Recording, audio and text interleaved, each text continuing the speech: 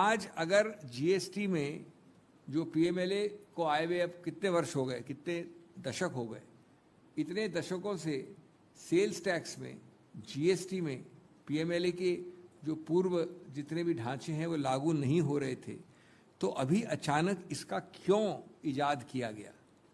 मैं अपने ही प्रश्न का उत्तर देना चाहता हूं आपको।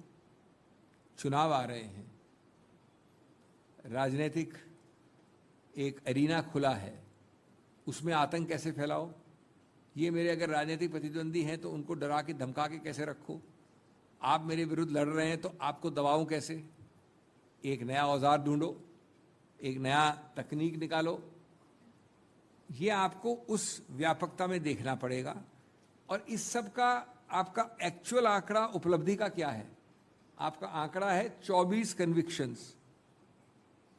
24 कन्विक्शंस अभी हुए हैं इस तरह की चीज़ों में, कई दशकों में। अगर 24 कन्विक्शंस हुए हैं तो मैं समझता हूं कि इतना बड़ा ढांचा सिर्फ प्रताड़ना के लिए, हैरेसमेंट के लिए, दुरुपयोग के लिए ही हो सकता है। और वो दूसरी बात हमने अलग से बात कर ही ली है कि बिजनेस अगर आप कर रहे हैं और जीएसटी की भी गड़बड़ी भी कर रहे हैं तो आपको सिर्फ पर्चा करके बीजेपी भाजपा का मेंबर बनना है बस।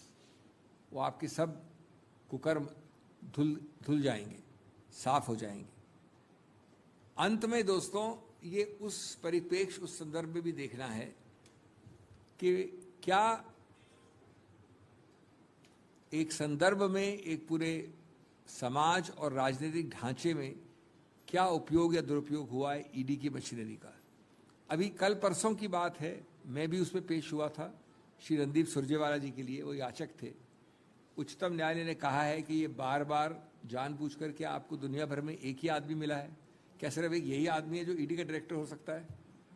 एक बार मना किया हमने, दूसरी बार बना दिया, दूसरी बार मना किया, तीसरी बार बना दिया।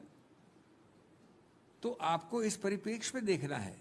और ये परिप्रेक्ष्य है कंट्रोल फ्रीक सरकार, नियंत्रण सरकार, प्रताड़ना सरकार, डरा धमका के रखने वाली सरकार।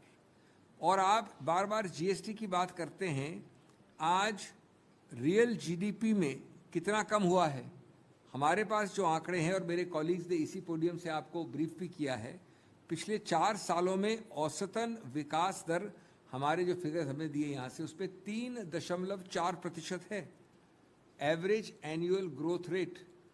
आप इतना हल्ला कर रहे हैं जीएसटी में क्यों? कि मैं आपको डरा धमका के जीएसटी निकालूंगा पीएमएलए द्वारा, और आपकी ग्रोथ रेट पे ध्यान नहीं दे रहे हैं आप।